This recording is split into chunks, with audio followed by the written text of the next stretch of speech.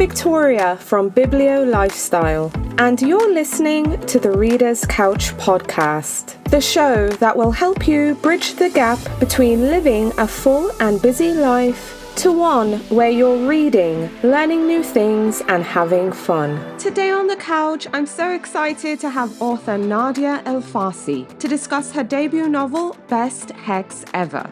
Best Hex Ever introduces us to Dina, a skilled kitchen witch who infuses her London cafes' pastries with a touch of magic. Now, despite her culinary talents, Dina's love life is cursed, and every romantic partner she grows close to experiences a string of bad luck. And this is all due to a hex that's plagued her for years. Now, also in the novel, we meet Scott, a globe-trotting curator returning to London for a fresh start. They have a chance meeting and sparks fly, and we see their undeniable chemistry. But Dina's hex threatens their budding romance. As they navigate a wedding, peculiar hedge mazes, candlelit palm readings, and a midnight ritual, Dina must confront her past to break the curse and embrace the possibility of true love. So readers, you can expect a delightful blend of magic, romance, and self-discovery in this very fun and enchanting tale. But before we get into the episode, please subscribe to the podcast if you haven't already,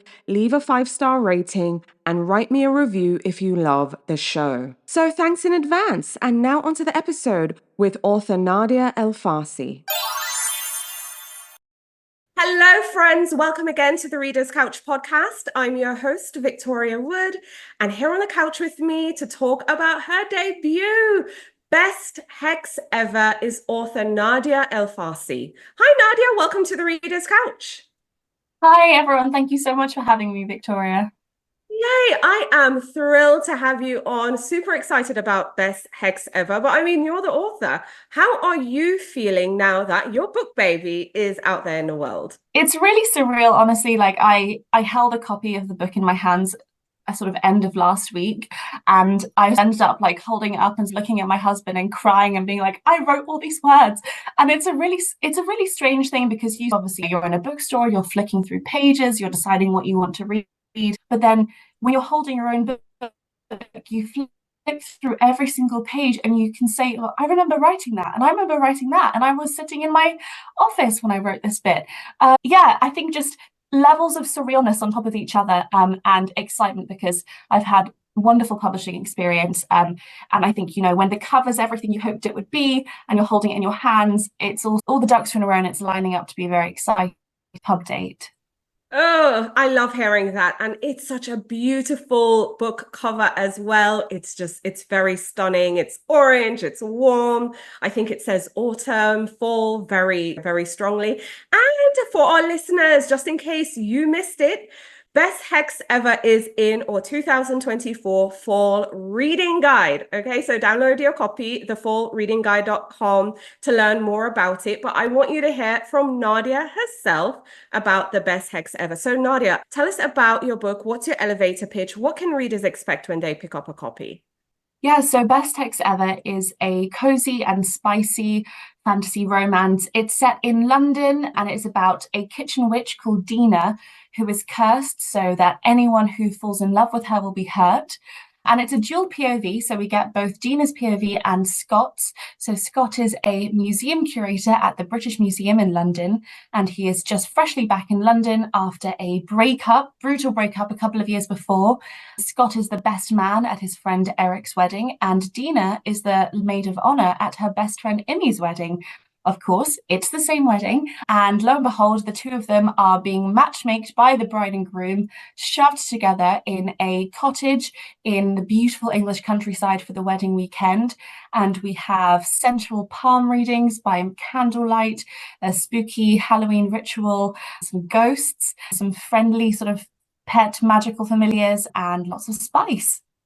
Yes, lots of spice. I just love this one. It's so cozy.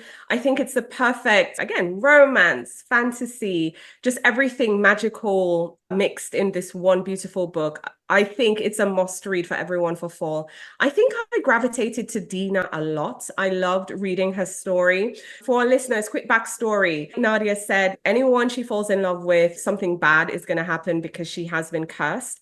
But you should know that she has a spell for everything except this one thing. So I love seeing her brew like cups of tea for people that's specific to them, so it can bring back a feeling or maybe some good luck. And I just love seeing her being able to do that for all these people through her cafe. So tell us about Dina and her backstory and just what she's been going through, but also a bit about the cafe, because that was also just a lovely place.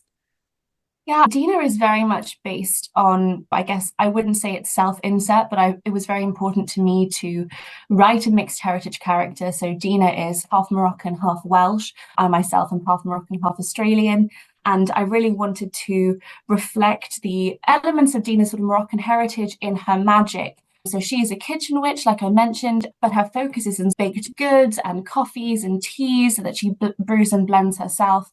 And I really wanted to just talk about the recipes of like biscuits and cakes and Moroccan delicacies that I grew up loving. And I just wanted everyone else to love them as much as I do. So that was a big part of it. But I was very much of the generation like Sabrina the Teenage Witch, Practical Magic, all of that. And I love the sort of cozy kitchen elements.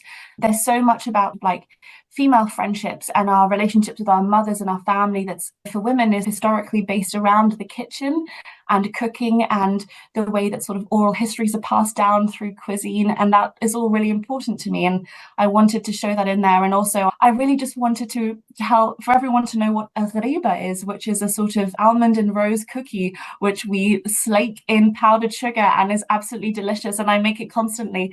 And I wanted everyone to be as obsessed with it as I am.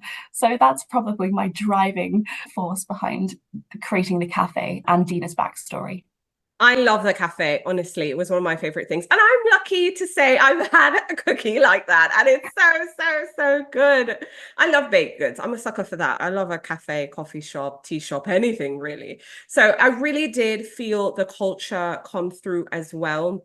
A big thing in this novel that I gravitated towards is family, because I love seeing Dina's connection with her family. I also love seeing female friendship. Long-time listeners of the show, you know I love female friendship in my novels, and you for sure will get that in this one. So again, another reason not to pass it up, plus all the fall vibes and the witchy vibes. But another character worth mentioning, of course, is Scott. He's a museum curator. Tell us more about him. He's fresh off a bad breakup. Of course, Dina is avoiding him for obvious reasons because of her curse. But because of this wedding, they're forced together. So every attempt to stay away just brings them back around. So tell us a bit about Scott. Yeah, so Scott is really born out of my love for museums. I'm the daughter of divorced parents, and so I spend pretty much every other weekend with my dad in the British Museum, National Gallery, Portrait Gallery, every wonderful London museum you can picture. I have spent God knows how much of my childhood in those halls. And so I think I was speaking the other day with someone and they said, how much research did you need to do about all the strange artifacts that Scott works in the museum? I said, not really many, because I was so obsessed with them growing up that I have all this sort of history of Egyptology and randomly Canadian Indigenous sort of Zuni bears and that sort of thing that I was really obsessed with growing up. And I wanted to put them all in the book because that's really all characters are. You just get the best things you like about famous actors and things you've read growing up and you squish them all into one character. But Scott is really the type of book boyfriend that I think we all deserve. I think it was important to me that he has his own POV. I wanted to write a man who could have this sort of like hard exterior, but he is very gentle. He's very sensitive. He's a man who's been in therapy. He has a good relationship with his mums, but I guess that's part of it. Scott was raised by two women in a very loving relationship. And I wanted to say, yeah, this is what a man looks like who has been raised by two queer women who have never shied away from showing their love to him. And how would that change a sort of person when they're an adult? And I think the result of that is hopefully Scott. Yes, I loved it. I loved it. And I think also because I look at men in my life who they might not have been raised by two moms, but they've been raised by an amazing mom. And it's just beautiful. So I'm like, yes, I love this combination because it just shows now they have a great example of what love looks like. So yes, I was happy to see that with Scott. Now I'm curious, who is your favorite character to write? And it doesn't have to be Scott or Dina, but who's a standout character that you want readers to keep an eye out for or look forward to? I think a couple of special mention for Noor, Dina's mum, who is like heavily based on my mum, who is just a sort of concentrated ball of Moroccan energy and sort of crazy superstition and wit. And I really wanted to get, there's a scene quite early on where Dina walks in on her mum and her mum is bleaching her moustache. And I was like, I really wanted to get that on page because these are just things that mothers and daughters in adulthood go through. So that was really important to have. But I think my favorite character to write, because she is the protagonist of book 2, which is coming next, is Rosemary. So she's one of Dina's best friends. She is a bridesmaid at the wedding, and she has a canny ability to see ghosts. She's a bit of a ghost whisperer, but she's also a horror author. And much like me, she is covered in tattoos, and she's from Georgia. So she has this beautiful kind of southern accent. And yeah, so I fell head over heels for writing Rosemary because I think we have this preconception about what a horror writer is, especially if she's a woman. And I wanted to undermine that by writing this sort of very confident, self-assured, sexy, sensual, heavily tattooed woman. Exciting, because Best Hex Ever is your debut, and now we know there's a second book coming. What can you tell us? Yeah, so obviously Best Hex Ever is like all good contemporary romances. We have a happily ever after. It is a standalone. Book 2, which is called Love at First Fright, which will be coming in summer or fall 2025, is also sort of standalone cozy contemporary romance with a sort of fantasy element. It is about Rosemary, like I said, who has an ability to see ghosts. And her book that she's written, which is a gothic horror, is being turned into a movie. And it is a romance between her and the Hollywood heartthrob actor who is cast to star as the main character in her movie. And it takes place during about 3 weeks in which they are filming on set in a manor house in the rural English countryside. Because I have a thing about big manor houses in the countryside, and they really butt heads at the start. She doesn't think that he's the right casting choice at all, and he doesn't really take into anything that she says into account. We have wonderful side characters, including ghosts, and it is also, I really wanted to write a romantic, intimate relationship. I think this one, book 2, will be a lot spicier than book 1 while keeping up with the cozy elements, but it was important to me to have a dom-sub relationship, which is what book 2 will be. This is really exciting. Now I can't wait. I'm thrilled to hear that you have another book on the way. This is amazing.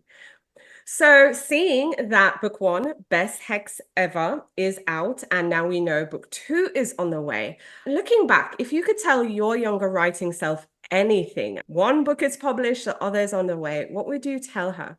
I think just say keep going. I'm a firm believer that the best thing that you can do to become a published author and a writer is read and write just continually as much as you possibly can. I had my sort of early crack at writing in the fan fiction space. I've always been in that space, and I'm a firm believer that some of the best romantic fiction I've ever read has been fan fiction. And so I think just keep writing is the way forward, especially writing like intimate scenes and romantic banter are very difficult things to write. So the more practice you get, the better. But I think I'd also like just give her a hug, because everyone thinks about that when they think about childhood or teenage versions of themselves. You just want to hold them by the shoulders and say, you've got this, you'll be fine. You'll be fine. It will all Yeah. work out. But I love hearing that you're a fan of fan fiction and you are in that space, because I think fan fiction is often underrated and looked down on. And I'm like, no, there's some amazing fan fiction out there. I live for fan fiction. Yeah, in my day job at Orbit, where I'm a commissioning editor, one of the books I've acquired is a sort of famous fan fiction author who wrote in the Harry Potter fandom and has written an original piece of work. And I remember when I had a really early call with her, I was sort of showing her the bound copy I had made of her fan fiction. I said, I love you so much. I love your work so much. I am a firm believer, I think we're on the same page about that. Fan fiction writers, they do slow burn romance like nobody else.